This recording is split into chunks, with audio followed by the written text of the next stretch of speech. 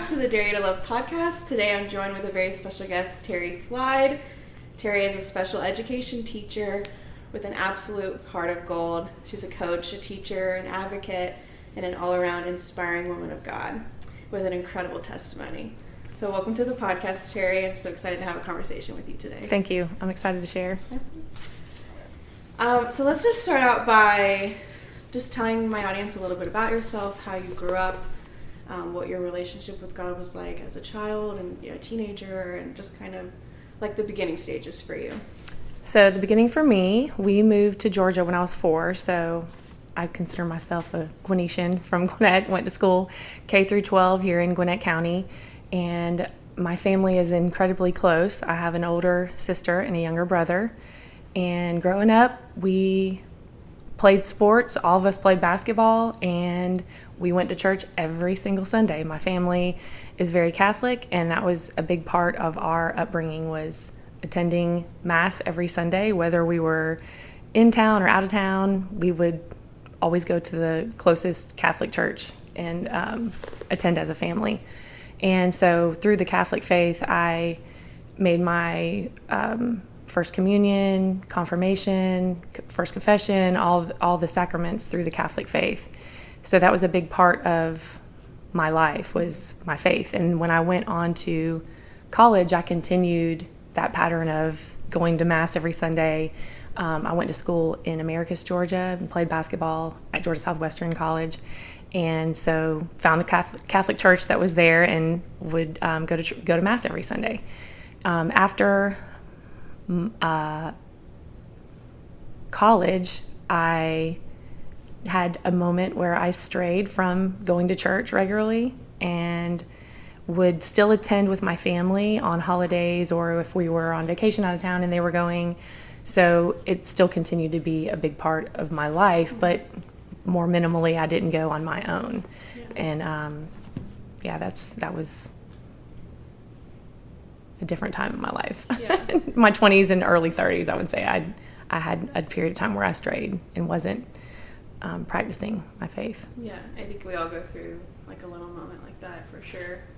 Well, what got you in? I think the next question kind of leads us into how we know each other, but what got you into like being a special education teacher, and like what drew your passion out for that?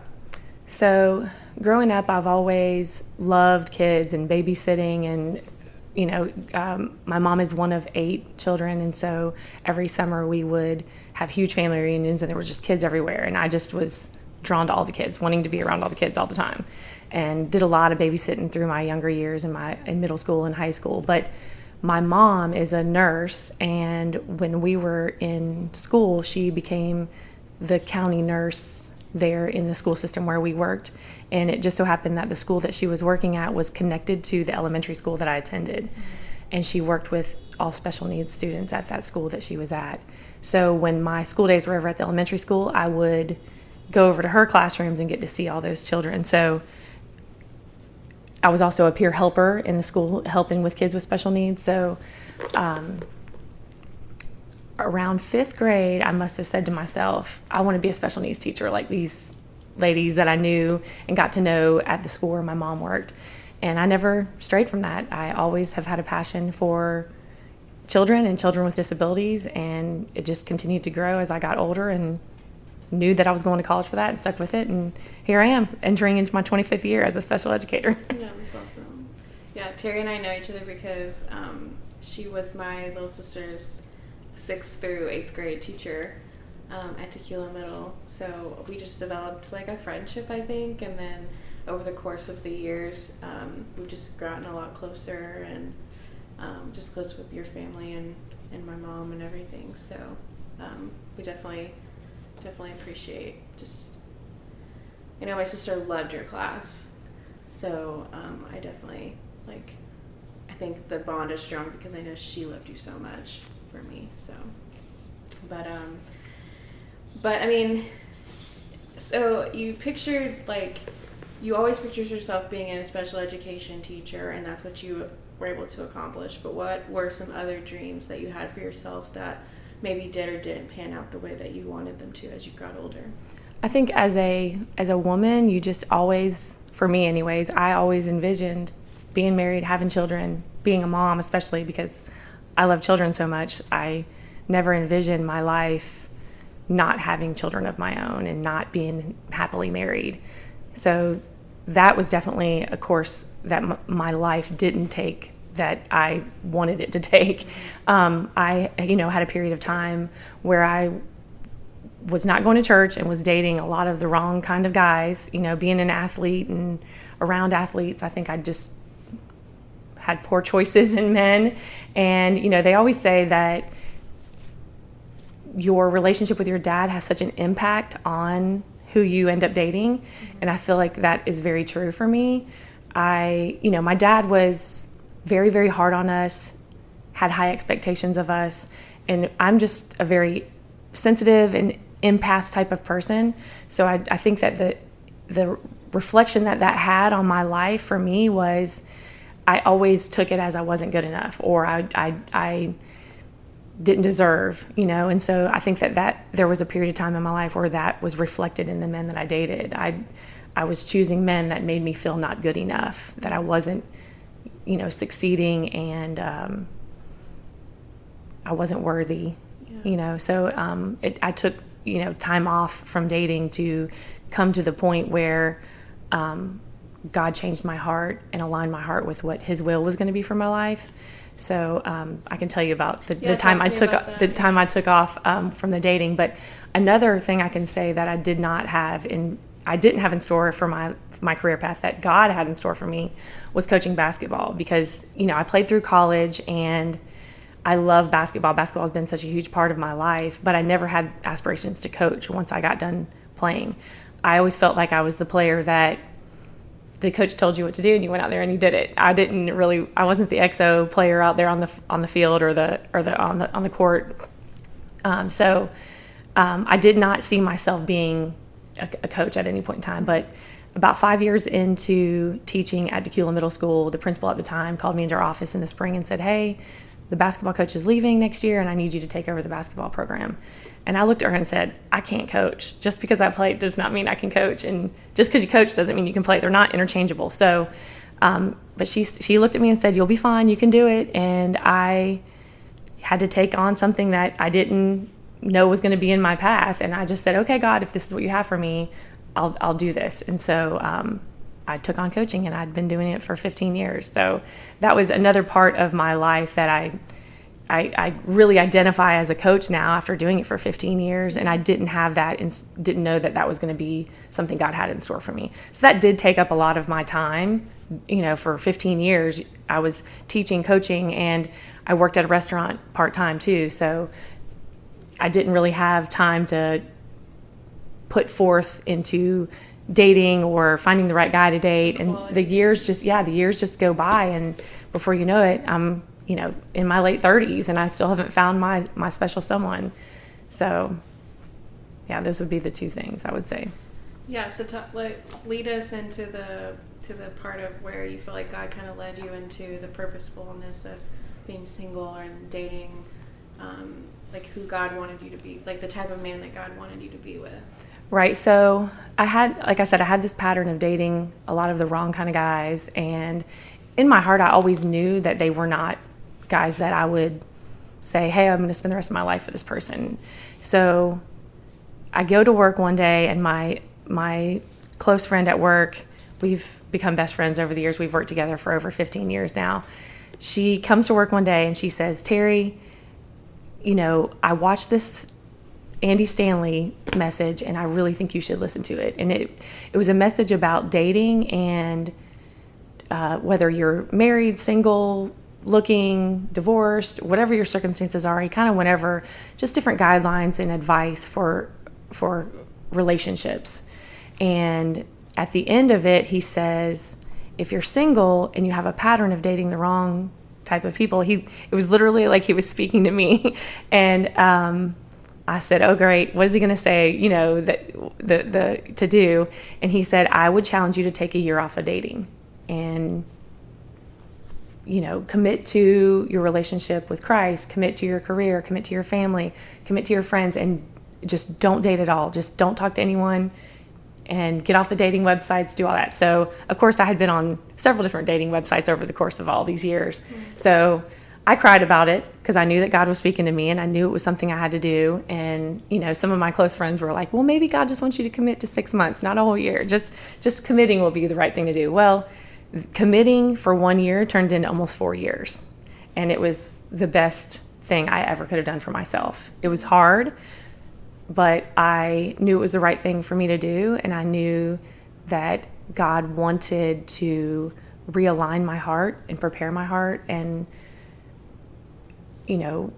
change my patterns of dating. Yeah. So I had gotten off all the dating websites and just committed to being a better version of myself, learning how to be alone. I think before I committed to that year of no dating, I kept myself so busy that I didn't have time to really reflect inwardly and ask myself those questions and be alone with myself, between teaching and coaching and working at the restaurant part-time and going out with friends and going on dates or hanging out with this guy or that guy. Like I kept myself so busy. I didn't know how to be alone. I didn't know how to, spend that quality time with God and really put myself in a situation where I could be the best version of myself. Yeah. So it was really, truly the best thing I could have done for myself. Yeah. What was some of the biggest lessons that you learned in those 4 years? I would say, again, just to be alone at my house. I think I just kept myself so busy. Or why do you think that was so important to learn, I guess? I think that you need to be able to be alone and be alone with God and reflect on your life, whether it's current, future, all, and I just didn't want, I just think I was miserable in some ways, and I wasn't, there was a period of time where I wasn't attending church regularly, and at that point, when I committed to that year, I had started going back to church. I did forget to mention that I started going to 12 Stone, which is a non-denominational church. So, I know that I know my family wasn't thrilled that I wasn't regularly going back to the Catholic church, but I think that they were just happy that I was, recommitting myself to Christ and going to church every weekend. So I was a little bit of both. I would go to 12 Stone every weekend, and then the weekends I wasn't at 12 Stone, I would go with my family if it was a holiday or we were out of town or, but that became a big part of my life again. So, I think that probably gave me the strength to take that year off of dating and just truly commit to the things that mattered in my life and really just realign my heart for what God wanted for me. Yeah. And it just feels good to be in a space of, I know I'm in God's will. I know I'm, being obedient, and it feels good in your heart, to have that cleansing, okay, I'm on the right track. Yeah, absolutely. I definitely understand that feeling. I think a lot of people watching know that feeling too, or maybe are experiencing that exact same thing as what you went through, and we just never know. We fill our schedule so full that we don't leave time for God to really work on those inner parts of us, and that's all He wants is those inner parts. It's so true.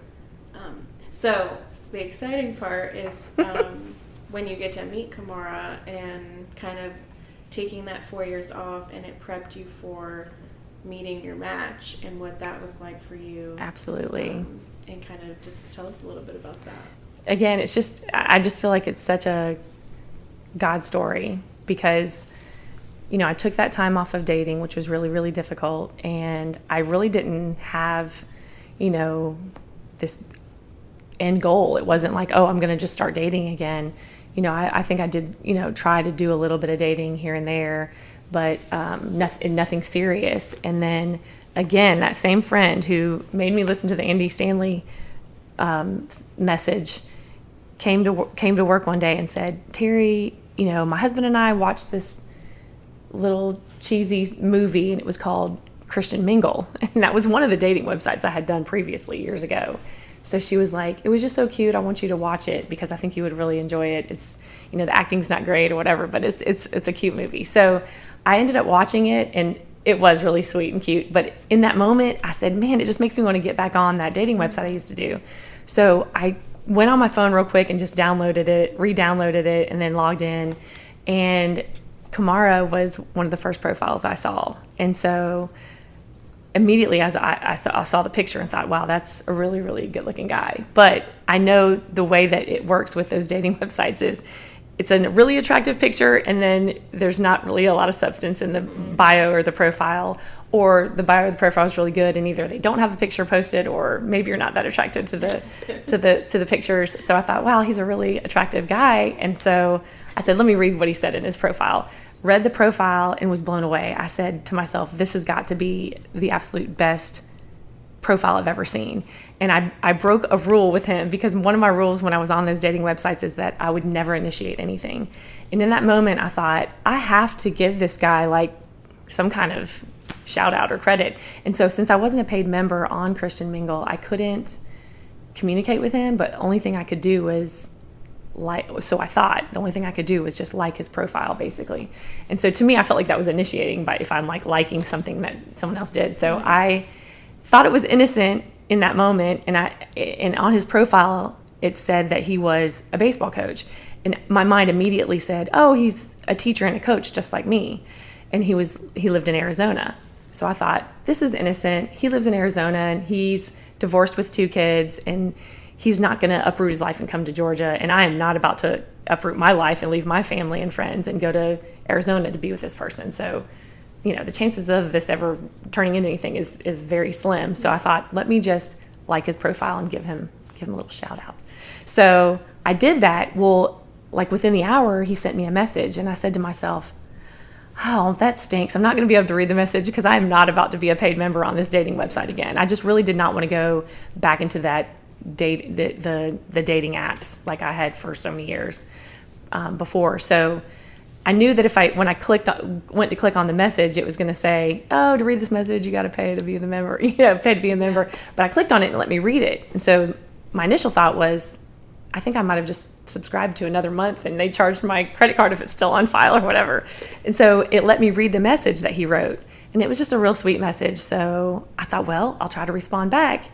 But my response to him was, hey, I'm not really sure how I was able to read and respond to this message. I'm not really on this dating app anymore, but if you would want to connect to me, you can find me on Instagram. I told him to look me up on Instagram. Well, poor Kamara, he was only on Christian Mingle because his sister gave him a hard time and said, you have to put yourself out there. So she forced him into creating this account on Christian Mingle, and he was very reluctant to do it, but he did it. And apparently he didn't put his pictures up there. He just put this really nice profile and refused to put pictures. So again, a God thing, the timing of it all, when his sister finally convinced him, hey, you have to add pictures to your profile. Like, no one's going to give you a shot unless you have a picture of yourself as well as your bio. So he had just gotten on there to put those pictures up, and the timing of it was crazy. Like, I must have because we talked about this over and over again after we met, but he put those pictures up there, and that's when I got on there and saw his profile, and it was like the first profile that I saw. So that's when he responded back, and he was like, wow, this is crazy. Well, then he got paranoid and called his sister and said, I don't know if this is a red flag, but this girl like messaged me back after I messaged her, and she wants to like get off the dating app and like connect on Instagram. So he thought that it was like a negative thing. He wasn't sure. He's so not a player. But anyway, so he found me on Instagram, and that's when I discovered, okay, he's not a high school teacher and coach like I thought, because he was a coach for the Major League Baseball. So knowing my past and everything I had been through, I said to myself, oh, there's no way. And it's crazy because in that moment I thought his profile was so nice and he was such a good looking guy, but he's a total player is what I was saying to myself. And so I just didn't want to go down that path. And I thought, this is definitely not for me. I immediately knew that I didn't want to get involved with somebody that was in that, arena of that's what they do for their career. But when I looked closely at his account, it wasn't just any MLB team, it was the Pittsburgh Pirates. And anyone who knows me knows my entire family's from Pittsburgh. My parents were born and raised there. I'm diehard everything Pittsburgh. And so again, it's like, look at God, Yeah. So I knew I had to at least accept his friendship. And then I had to say something to him about, oh, wow. And so in the beginning, it was just, I kept it very, standoffish and just very cool. I see that you coach for the Pirates. Like, love everything Pittsburgh. And of course, when he looks at my profile, he just sees all Steelers and everything from everything that I love from Pittsburgh. So that was really cool. But again, I was not really giving him much attention. I was just kind of trying to play it cool in the beginning because I didn't want to get too involved with somebody that is in that profession. So it didn't take me long to realize that he was not at all a player. He was so far from a player. And I thought, this guy is really, really very sweet, very kind, very genuine, very godly. And, it showed through just the little bit of messaging we did initially. So then we ended up exchanging phone numbers and, texting. And then he said, well, one night he said, I'd like to call you so we could talk on the phone. And I knew that was something that I would need to do because at this point now we're messaging a lot. And so I'm like, I don't know if I need to be continued, getting too involved with this guy. So he texted me one night and said, can we, talk tonight on the phone? Well, I was working at the restaurant that night. And so I said, oh, I'm working tonight at the restaurant. I won't get done till late. And so I said, he was in Arizona, of course, with the time difference. It was a little earlier for him there. So I said, I'll let you know when I'm done working. And, if it's not too late and you want to talk for a minute, we can. So when I got off work, I was really tired. And I had to get up early the next morning for basketball practice. And so I said to myself, just give him like 5 to 10 minutes. Let the conversation, at least just make sure you like his voice. He doesn't sound like Kermit the Frog or anything. And so, that you're attracted to each other and that vibe is there, like over the phone. So he called me, and literally 4 hours later, we got off the phone. And it was 2 a.m. It was like 2 a.m. in the morning, and I had to get up at 5 o'clock in the morning. So I got no sleep that night. And that was like the start of probably the next 6 months. I think I was sleep deprived because we were on the phone so much. And so we knew that it was like a true connection. Like immediately we were just, oh my gosh, this is the best thing that's ever happened to either one of us. It was just really, really exciting. And just to, see all the intricate ways that God just so perfectly matched us in every little thing. We, although he was a baseball player, basketball was always his favorite sport. And so we had the love and passion for sports, and, just all the commonalities that drew us together. And, then I don't know if you want to go into the, mutual friends that we have. Yeah, absolutely. So it was one, when you meet somebody and you don't have someone that can vouch for the other person, it's a little scary. You want to meet somebody and then have somebody say to you, this is a good person. Mm-hmm. And so that's one of the reasons why online dating I think is so hard, is because you meet somebody and you don't really know what their true character is and if this is really truly who they are. So in those first, days of talking, we discovered that we had mutual connections, and not just mutual connections, but very strong mutual connections, like close. So my sister has some really, really close friends that I'm also close with. And the one couple, the husband is in Major League Baseball. And so his wife is close to a coach that Kamara worked with on the Pirates, and his wife. So if you can make that connection, it's my friend, our friends, the wife, and then the coach that Kamara worked with in Pittsburgh, his wife. Those two ladies are almost like best friends. They've been to each other's weddings. And so their relationship and friendship goes very deep. And with Kamara, that coach and his wife that he worked with the Pirates, he actually coached Kamara when he was much older than Kamara. So when Kamara was playing professionally, he was actually Kamara's coach for one of like the fall ball off league seasons that they had in Venezuela. So this couple is almost like family to Kamara and like parents to him. Like they just adore him. So our side of it said, I'm going to talk to my friend when I see her face to face, because they have Major League Baseball winter meetings. And this particular year they were meeting in Vegas. So she called us and said, hey, we're going to be meeting up at this winter meetings coming up, and I'm going to talk to her face to face. Like, I want to be able to see her face, see her facial expressions when I ask her about this guy, because I want to know the truth. I don't want her to be able to hide anything.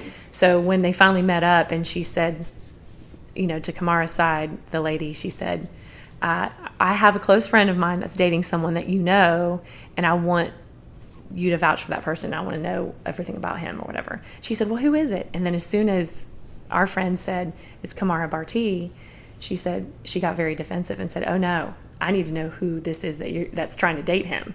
So it was almost like both sides were leery of the other. Like, she wanted to know everything about me. She was almost attacking our friend, saying, I need to know everything about her. So that was a huge relief for me, because at that point, him and I had really, really connected, and I thought, I'm not going to be able to retract from this. You know, if like they say he's a horrible person, it's going to be hard, because we've already, you know, made this really, really strong connection. So that, I think, really propelled our relationship, you know, even faster down the path of like, this thing is serious, you know, when you have both sides that can vouch and say, these are both really good quality people.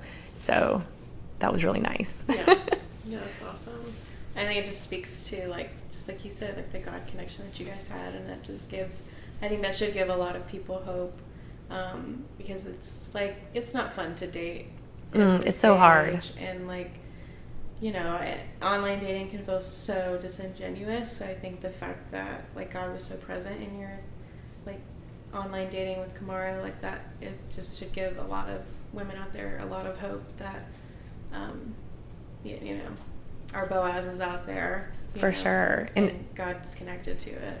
I also think, you know, because people will say, you know, how did y'all meet? And yes, we met online dating, but it's such a God story when you hear the whole story from beginning to end about our love story and how we met, that it's almost like, I wouldn't say do or don't do online dating.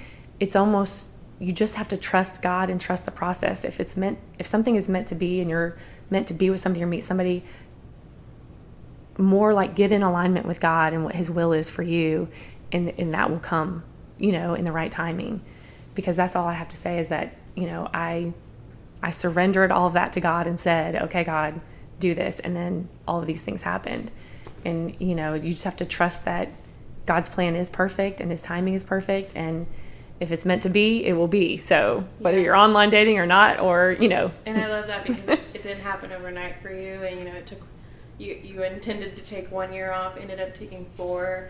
Like, it's all in, we just don't understand like the timing and everything of how God has things planned out for our lives, and we want everything to happen so fast. But I was 40, and it's crazy to think that how many years I spent praying, crying, begging God, please send me this perfect person, you know. And another close friend of mine has always said, you know, make your list, make your desires known to God. And, you know, she sat with me, and I wrote out a detailed thing of this perfect guy that I thought that I wanted, you know. And God delivered somebody that was beyond anything I could have ever written down on a piece of paper. It was so much better. And I even shared that list and all that stuff I had written, and all the prayers that I had written for Kamara over those years, you know, because it was, you think about it, you start desiring having that special someone in your 20s, you know, or even earlier than that. So I spent my 20s and 30s. I was 40 years old when I met him, and I never envisioned that it would be that late in my life that I met this perfect person. Yeah. And when did you guys meet in person? When did he come visit you? So when we first connected, it was in December, but we had been communicating and talking for probably close to 2 months when we finally met in person. But that was a lot of texting, phone calls, FaceTiming, you know, so we got to know each other very well. And I mean, I still had some fears too, that when you meet this person, you know, face to face. Yeah. I mean, I knew his height and all that. So we were good on, you know, the physical stuff, but it's still, you just don't know what the vibe's going to be like. You know, that you can only do so much through FaceTime, talking and texting. But it was one of those things where I think both of us just knew. It's funny because you just say those silly cliches. Like, when you know, you've heard people say that, and it's so true, because there's no other person I've ever dated in my life that I said, this is who I'm going to spend the rest of my life with, especially that early on. And I think we both just knew immediately. And then again, having those mutual connections, solidify everything and just say, like, okay, he's good, she's good. Like, this is a good person, and you can be with them. And, How long did you guys date before you got engaged? So let's see, it was a little over 2 years we got engaged. And it was sweet because it was off season, his off season from baseball. My birthday is January 5th, and me and my sister and my family, we love going to Cherokee, North Carolina. There's a casino up there, so we love going up there and just spending time. And there's lots of good restaurants and, of course, gambling and just relaxation. It's in the mountains, and it's so beautiful up there. So Kamar and I started, in those 2 years that we dated, we would go up there too, like in his off season, and just go up there to vacation and relax and have some time together. So on my birthday, 2 years after we met, we were deciding what to do for our birthday. And I said, well, let's just go up to Cherokee. So we went up there for my birthday, and my sister and mom and dad all came up there. And then we went and had a nice dinner, and he proposed to me at dinner. And I thought that was really sweet too, that he included my sister and my mom and my dad, because he knows how close my family is. And it was just really, really, really sweet. Yeah, that is really sweet. I love that. What were the good years like when, you were dating, and your engagement, and like just the good times that you had with Kamara? I say that feeling I had when he proposed to me, and I knew I was going to get to spend the rest of my life with him, was like the most amazing feeling. I just, to experience just such a deep, genuine love for someone, and to feel so loved and know you are loved, it gave me just such a sense of security and confidence, and just in peace, in that whole, like, just knowing that we were going to become one and be married. I was so overwhelmed, that night we got engaged. Neither one of us slept. Like, I think I just kept waking up throughout the whole night after that first night, just back and forth between hysterical laughing out of just pure joy, and then crying out of pure joy. It was like I was literally back and forth, just crying and laughing and crying and laughing. It was just the most incredible feeling ever. And, just the love that we shared for each other, the support that we gave each other. Here I am, a basketball coach, and he loves basketball. And it just so happens that basketball is his off season.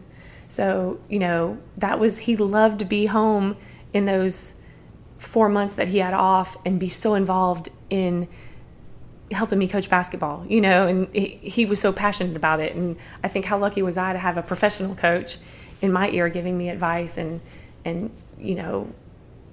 being a part of what I loved so much. And then he was so passionate about it too. So that was really just so much fun to have him by my side, coaching at every single game. I mean, there were times he'd wake me up in the middle of the night and say, Terry, who are you starting tomorrow? When we had a game the next day, because he just, he'd keep all the stats at the games, and, he was as into it as I was. Sometimes I thought, he's enjoying the sport than I am.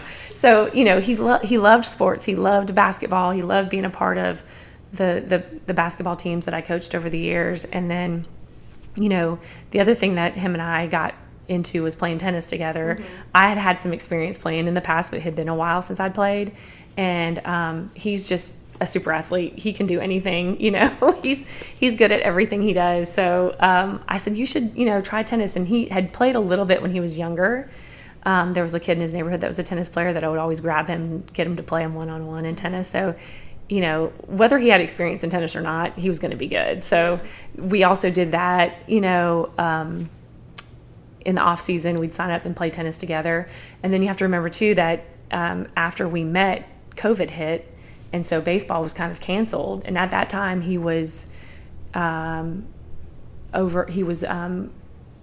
the minor league system. So he was helping with the minor league system with the Phillies. He had actually left the Pirates after being with them for 12 years. And so it just so happened he was in a transition coaching and was with the Phillies during that time. So being that he was over the minor leagues, the minor league season was pretty much just canceled. They did still try to do some major league games during COVID, but we got that entire year together. We were together for all of COVID. So that was really a beautiful blessing for us that we got to spend every day together. Mm-hmm. So that was fun too, because we just got to do whatever we wanted to do. Mm-hmm. We'd get up and it was our day revolved around what we were going to eat, what was for breakfast, what was for lunch, what was for dinner, like going and playing tennis. And just, we went and spent a month down at my aunt and uncle's beach house that was in Florida. And we just soaked up. You didn't have to, teaching was canceled too. Right, teaching, and that was actually JoJo's 8th grade year. So that was in March of 2020 when that happened. So we got that entire 2020. It wasn't until the 2021 season that baseball was back in full swing. Yeah. So that was really just a huge blessing that we got to have that quality time together during that entire year. But yeah, then outside of that, I love sports, so I loved going to the baseball games, and I could take time off work. And in the summertime, we would schedule my whole summer around which trips and which games I was going to try to come to. So that was fun too. So, you had this incredible 2 years with Kamara. You go to Cherokee, you get engaged. So what was the wedding planning like? What was the kind of that experience like for you? And getting, I know you said that you were excited and ecstatic that you were going to get to spend the rest of your life with him. So, how was that, like, those next stages that you guys took? I definitely, I do want to say, too, that I felt like God just answered every single one of my prayers in every possible way, and even beyond what I could have envisioned for myself. Like if somebody could have written a story, what God did in our love story is so incredible to me. And it's just beyond what I could have ever dreamed for myself, because here I've just always had this deep desire to be a wife and especially be a mom. And God answered all of those prayers through Kamara. He's got these 2 beautiful children that I have gotten to know over the course of these years and spent time with and gotten close to. So I felt like I, started stressing over, like, I just want to be a good stepmom, and I want, obviously with his help to navigate through being a mom to these 2 kids. And I started reading all these books on how to be a good stepmom and not be a step monster. And, so, I was just so thrilled about it. And so we spent a lot of time talking about that and just getting excited about, what our life was going to be like once we were finally able to, be married and be one. And we both settled on waiting 2 years to get married, because since we got engaged in January, we couldn't get married until the off season. And I felt like that first off season was going to be too soon. We wanted to, and COVID was still a thing where it was causing problems for people with travel, and people were still having COVID. So, we felt the safest and best thing to do would be to wait 2 years. So, this was in January of 21, we got engaged. So that first off season would have been, 21 going into 22. And then that next off season would have been in 22. So we settled on, the fall, early winter of 22, we would get married. And we did decide on the date of December 30th as the day we would get married, December 30th of 2022. And we both had complete peace in that. We weren't in a hurry. If he would have said we needed to wait 10 years to get married, I would have been fine with that. As long as we had each other, that was all that mattered to me. And we were excited about that. So we went through that first year. And at that time, I said earlier that he, during 2020, had transitioned from being with the Pirates as the first base coach to working in the minor league systems with the Phillies.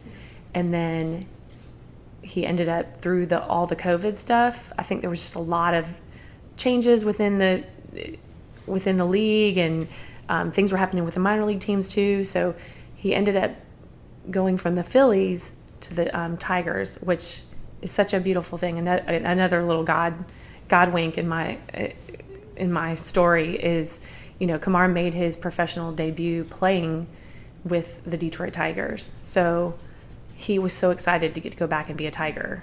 And when he first got transitioned to the Tigers, he was also in the minor league system, supporting them as, one of the coordinators over all the minor league teams.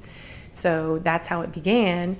Well, in July, his birthday is in July, and in July, one of the coaches from the big league team with the Tigers, I think, ended up taking a head coaching job at a college. So they had to find somebody within the program to come up to be the first base coach. So they asked Kamara, and he felt so honored. So here he is, he gets this promotion and gets to go back to being a first base coach with the big league team, which is what he really loved and wanted to do. So that was a huge moment in his career, that here he is with the team that he loved so much, and now he's back with the big league. So I actually got to go and celebrate his birthday in Detroit, because that was like the week and the weekend that he was up there with the Tigers was his birthday weekend. So that was like a really fun, exciting weekend to be in Detroit and get that experience. And then when the off season came, it was just a temporary thing that they put him in that first base coaching position to finish out that year. So they had to do like the real full interviews to decide who's going to be our first base coach leading into the 22 season.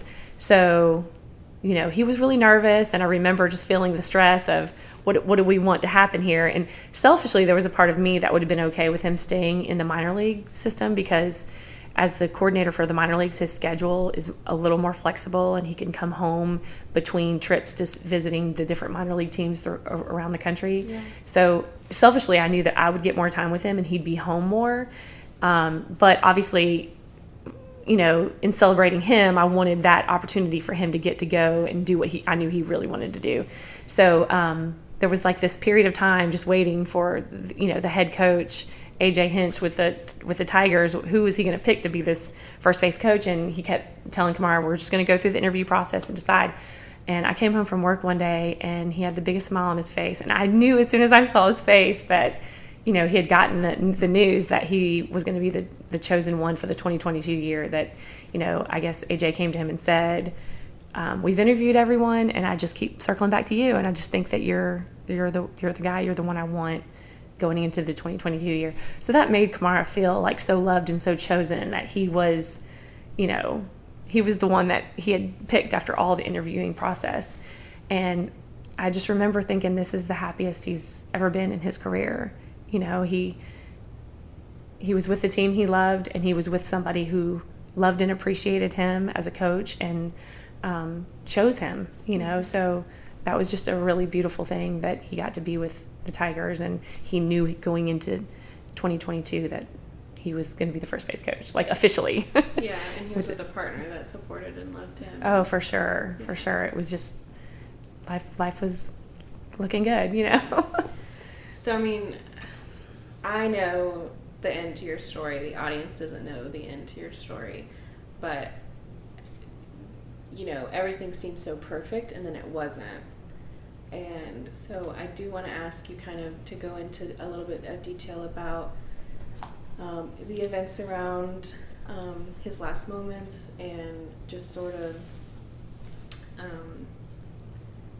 how everything went from perfect to not perfect within seconds. Right. So it is just such a tragic and horrible story. And, it's, I still struggle with it. I struggle with, how could this have happened to me, So we traditionally, like over those 3 years that we were together, we loved going and visiting his family. He's from Omaha, Nebraska, and that's where his parents live. And he loved being there with his family, So we always took time around Christmas to go and visit with his parents in Omaha at their home for, several days. So we had planned our trip to go to Omaha. We got in on a Sunday night, and his best friend who lives in Omaha is also a professional photographer. He has his career, but he also does some professional photography on the side. So we had made arrangements on Monday night to have our engagement pictures done with his best friend. So we got in late Sunday night, had a great day Monday, went and did our pictures on Monday night, and got home that evening and went to sleep, and I woke up around 2:30, 2:45 in the morning to go to the bathroom, and when I stepped into the bathroom, I saw him on the ground. And I immediately knew something wasn't right. I thought he just passed out at first, so it like shocked me, and I kind of like gasped and then ran to him thinking, oh, he just passed out, and as I'm shaking him and trying to say, Kamara, wake up, I realized he was not okay. And so I immediately ran, grabbed my phone, and I screamed out. His parents were we were in the basement of the home, and his parents' bedroom is right at the top of the stairs. And so I just remember screaming help. I think I just kept screaming help. And immediately went to him and turned him over and called 911. And I think when his parents came running down, I handed the phone to them. And being a special needs teacher and a basketball coach, I've always been trained in CPR, and you never envision that you're going to have to actually perform CPR on someone, let alone someone that you love the most in this world. So I was terrified to properly do the CPR on him, because in my mind I kept saying to myself, he's okay, he just passed out. And if I do CPR the way CPR is supposed to be done, I'm going to hurt him. This is not, you break ribs, it's painful. And so I didn't want to hurt him. And so when I started the initial CPR, I think in my mind I was doing it gently, waiting for him to respond and wake up. And the more I was doing it, the more I realized he's not reacting to this. He's not responding. So I just went in and just did it as forcefully and hard as I could, and giving him breaths and just crying out to God in those moments, like, please, Jesus, help me, like, give him his breath back. And there was no response from him. So you kind of lose track of time in those moments, but I want to say 15 minutes maybe I did CPR. And it's crazy how you do have this adrenaline within you in a moment of trauma and panic and fear. And so I never gave up. I just kept fighting, saying he's going to be okay, and I just have to keep doing this, keep giving him his breaths, keep giving him his compressions. And when the EMTs arrived, they took over, and his mom and I went into the living room area right there in the basement. And I just remember being on the ground and just like holding her, like holding her legs, like I just kept falling to the ground, like and then crying out to God, like, please let him be okay. And they they continued with compressions and working on him there in the basement, but then they eventually got the ambulance down to where they could load him up into the ambulance, and we followed the ambulance to the hospital. And I just remember driving thinking, what's happening? What's going to happen? Is he going to be okay? And I just, in my mind, I kept thinking to myself, he's got to be okay. Like he's like the picture of health, He doesn't have any health issues. He never even really gets sick. So once we got to the hospital, they walked us back into the bay where he was, and there was doctors and nurses standing around him, many. A side note, his sister is a registered nurse and has worked in the emergency rooms there in Nebraska, and that was one of the hospitals that she had worked at. So they, being at Omaha, it's not a huge city, so a lot of people, know the sister, know who Kamara is. He played professional baseball, know the parents because they, are educators and both have doctorate degrees and, are well known through all of Omaha public schools. So this is a very well known family, and as we're standing there, there's, like I said, multiple doctors and nurses standing around him, but nobody was doing anything to him. They just had a machine over his body continuing to give him compressions. And I remember his dad just saying, we're not going to stand here and watch this. And they put us in a room off to the side, like right near there. And again, within minutes, they came back and said he's gone. And I just remember just falling to the floor and just feeling like, what do I do? Like, what do I do? Like, in that moment, I lost everything. You know, everything I'd ever hoped for and dreamed for in that moment was gone. And I just felt so scared. And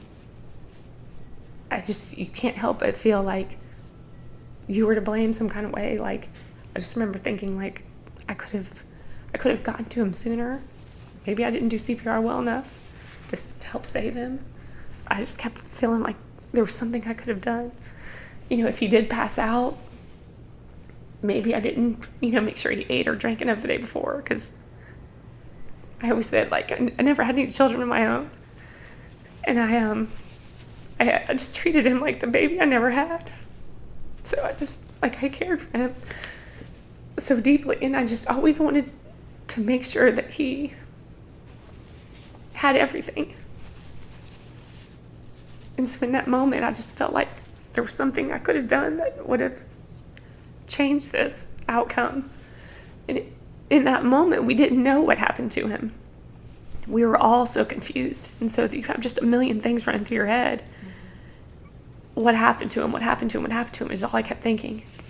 And I thought, did he fall? Did he fall and break his neck? Did he, what caused this? And so there was just a really dark period of time in the midst of all that. And I know I haven't shared this with a lot of people, but I felt complete darkness during that time, from the moment I found him on through that day, because this happened at early hours of the morning, 3 a.m., 4 a.m. And we were there at the hospital after they pronounced him dead. We were there at the hospital for, like 3 or 4 hours. They let us just stay in that room with him.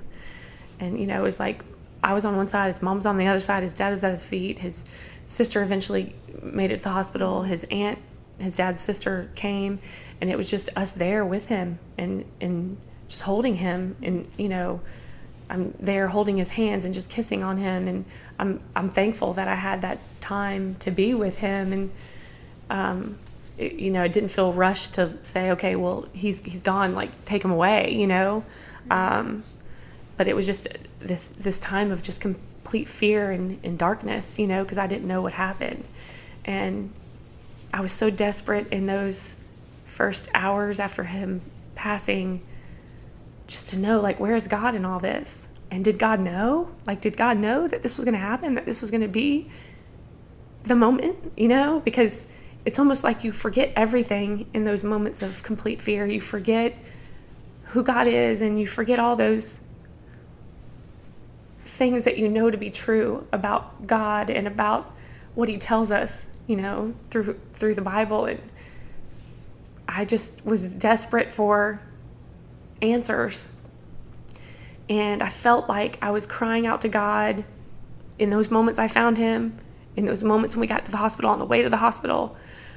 Just kept saying, God, please, please, please, just let him be okay. Give him his breath back. And I felt complete darkness. I felt that God had betrayed me. I felt alone. I felt like I was in hell, basically. I just almost felt like in this cold, dark place that I don't want to be in. They say the hills and the valleys. This was worse than the valley. Like, I would have taken a valley over this darkest place that I was in. It was horrible. And I even remember, like, trying to find stories or read about other people who maybe experienced something similar.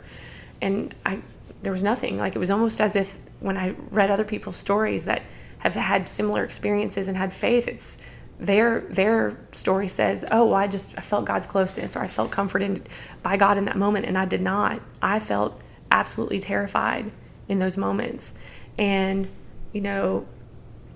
looking back now, I say to myself, well, maybe it was for these reasons, I don't know. But I remember there was 3 specific friends that I know have deep faith, know the Bible, and I desperately was like, I need them to tell me these things. I need them to tell me that this was God's plan. God knew the moment that Kamar was going to pass. God knew that it was going to be in this moment here in Omaha with his family in his parents' house.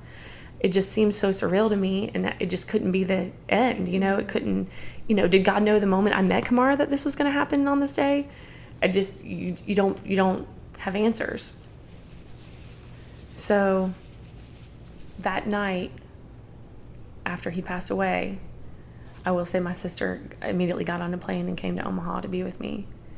And we got the report from the coroner of what happened to him.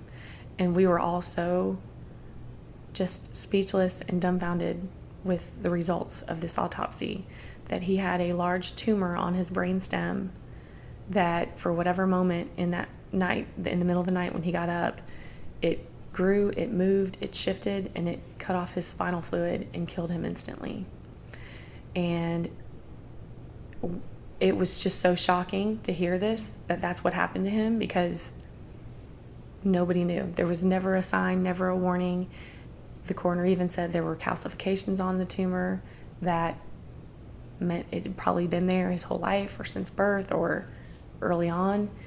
And there was never any signs, never any symptoms that he had this, and here's somebody who, again, played professional baseball, has coached in Major League Baseball, and the way that they treat those athletes and coaches, they, are very thorough with examinations. They do entry and exit exams every single season to make sure that these people are in perfect health.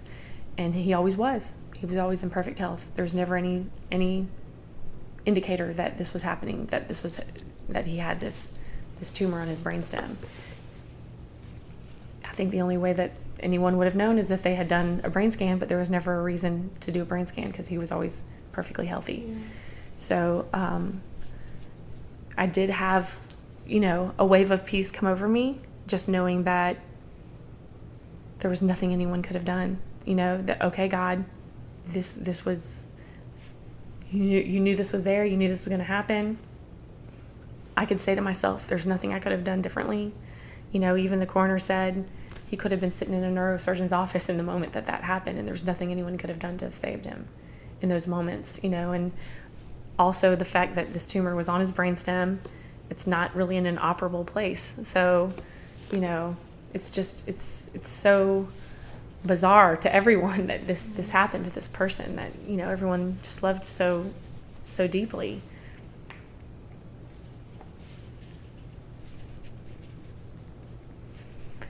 So I think that having that peace and knowing that there was nothing I could have done differently to save him has been a huge blessing. And when I think back, because obviously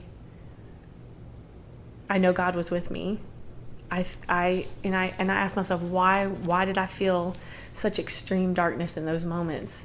And it was so scary, and I never ever want to experience that again.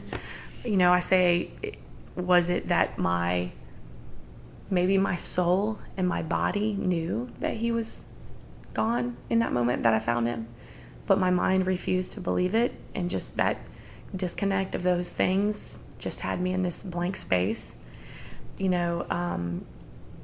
Was it just the sheer fear and trauma of the moment and the shock of the moment that also had me just in a place of darkness?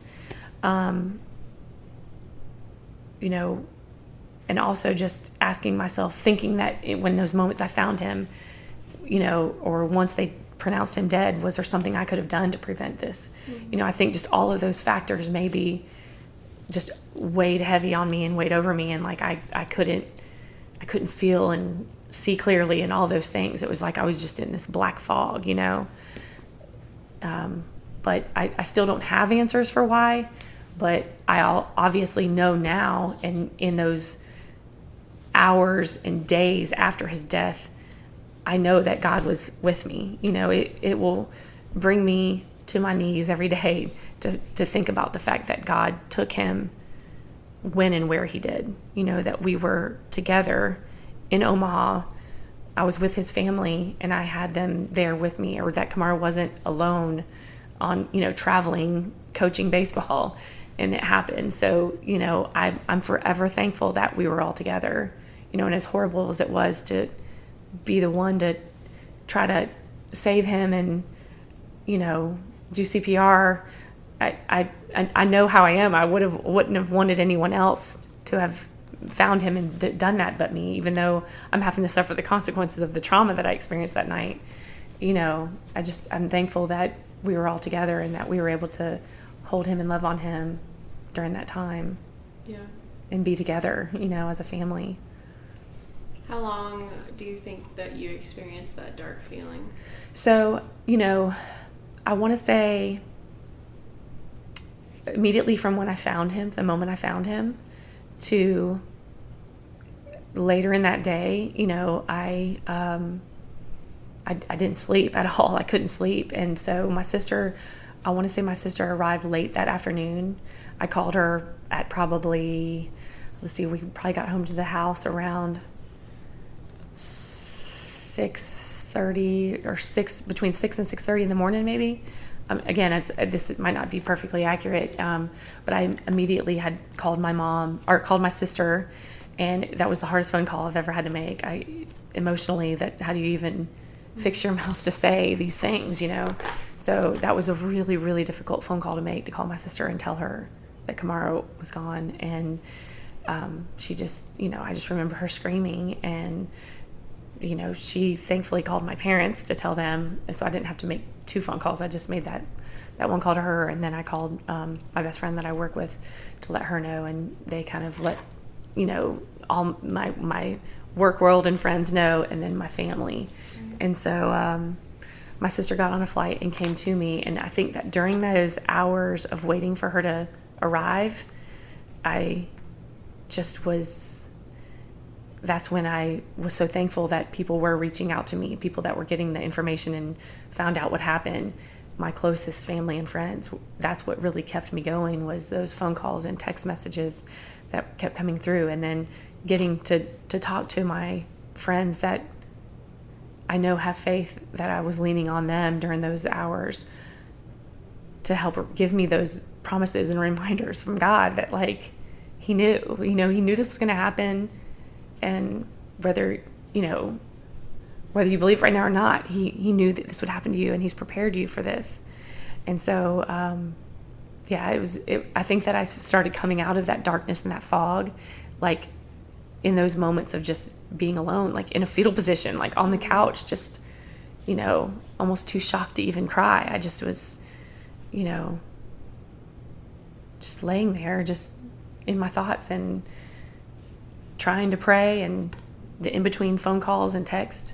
So I think that's when I finally started to, come to my senses and say, okay, God, please just continue to reveal yourself through this and let me see your goodness. I mean, that was probably one of my very first prayers, was this is the worst thing that could ever happen to me. And I just want to see your goodness in this. Don't let me miss, because there's got to be some good that's coming from this. Mm-hmm. This is not for no reason at all, So. Would you say that that's part of what kept you going? Just knowing that there was going to be a reason behind it?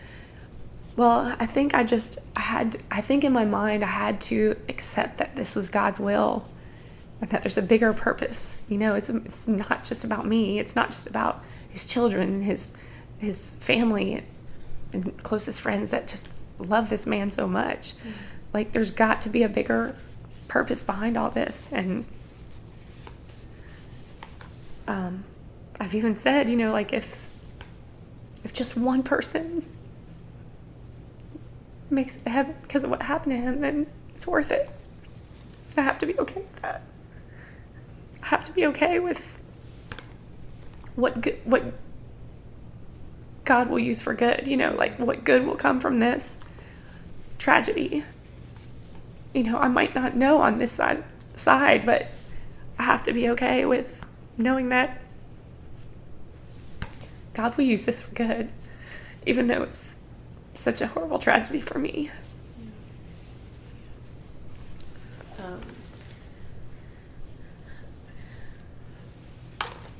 can definitely relate.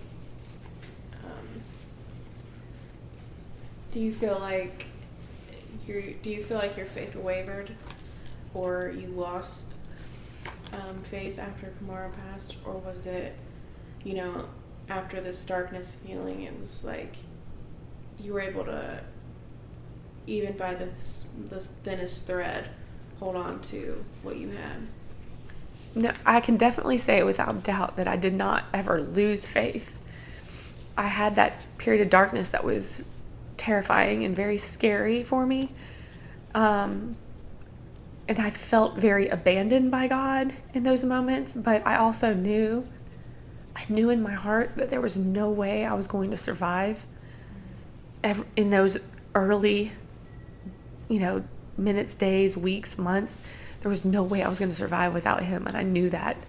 And so, the verse that everyone uses, God is close to the brokenhearted, it's so very true. And I felt that in those, minutes, hours, days after his, not minutes, but once I was able to just, calm myself down and really ask myself those questions and get those answers through friends, through just prayer, and through, I would look up just prayers online, about loss, about death. I was just frantic, just trying to find those answers. So no, I think I just leaned into my faith more than I ever have. And, again, I just felt like God continued to reveal himself every day, and just giving me the strength to get through it.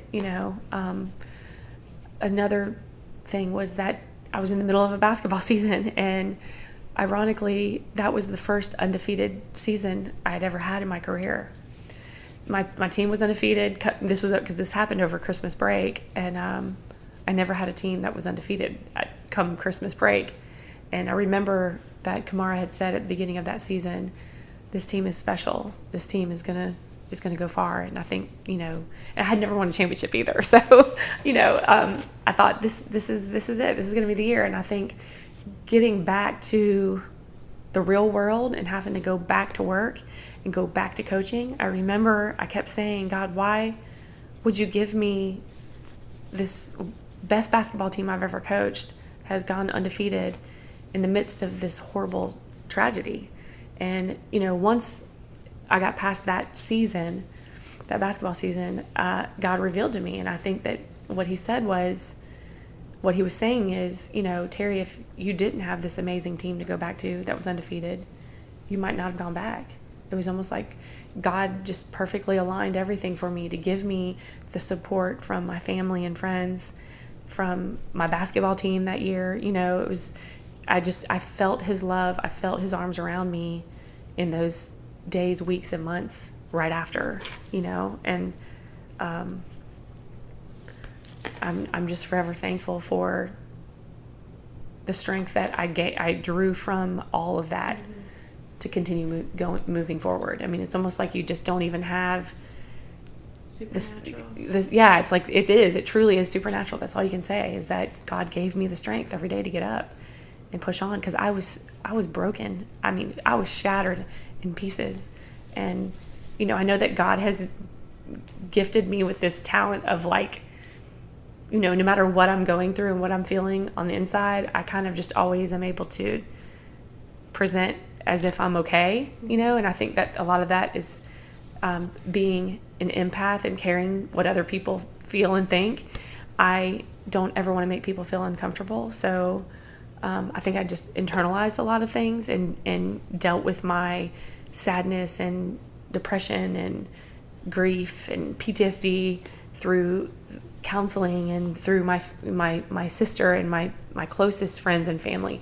They saw what I was going through, but I was able to just kind of suppress it all to still show up and be a teacher, show up and be a coach, and show up and be a friend to other people at work. So I think from the outside looking in, a lot of people were like, "She's doing so well," and really I just was barely hanging on, but again, God surrounded me with the pieces I needed to kind of press on.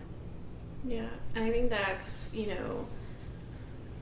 that's a huge reason why I have you on the show today. This season's all about a woman to admire.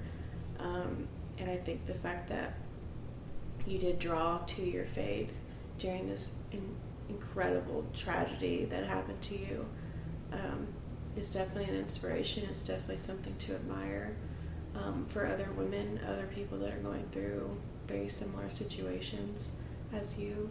I've told you this before. I tell my mom all the time, I want to be like Terri when I get older. I just think like you're the coolest person, and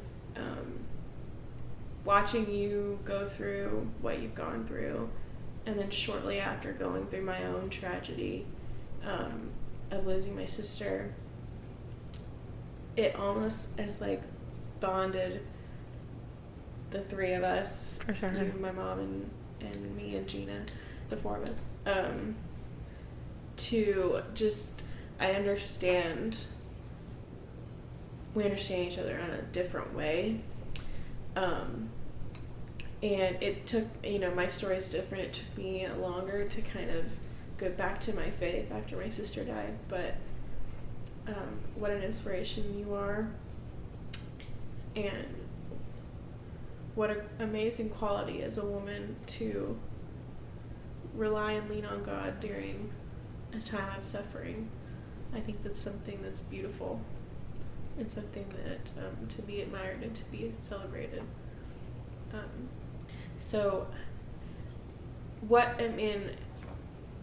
We hope that nobody ever goes through something like what we've gone through, but it's inevitable, and it happens all around us every single day. And sometimes they're not great, quote unquote, like perfect situations where your loved one is with you and their family in their hometown, and sometimes they're in terrible situations, but as a woman, as a wife, a mother, what is some advice that you would give somebody that's going through something very similar to you, or has gone through something very similar to you? Well, I think about how Kamara and I were so perfect for each other, and it was probably the greatest thing I've gotten to experience in my life, was to love and be loved so perfectly by him. And it's everything I've ever wanted in my life, everything I've ever prayed for, but it's not the only thing too that I have in my life. I think about how I have an amazing close family.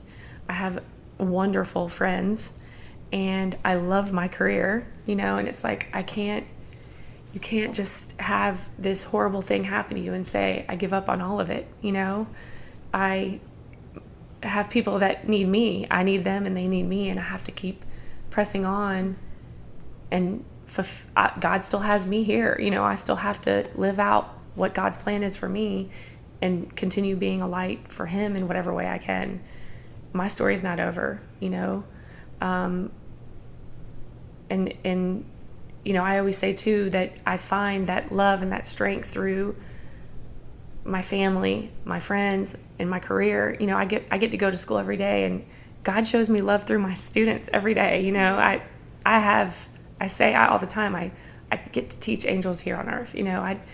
I know that I'm doing exactly what God put me on this earth to do. And although I'm not getting to live out the love of my life, I still have people and experiences, people that need me, and experiences that, I want to live out. So you have to keep living for the people that love you, and I think that's what gives me the hope to press on and know that, there's a song that says, God's not done with you. And, we have to continue living in his will and know that his story will be perfect. And I'm forever thankful that he chose me to love Kamara for his last 3+ years of life. You know, I've said, you know, if God had come to me weeks into our relationship and said, this is unfortunately how it's going to end, do you want to continue? I would have said absolutely, because I got to experience the greatest love. And I'll forever praise him for that, you know.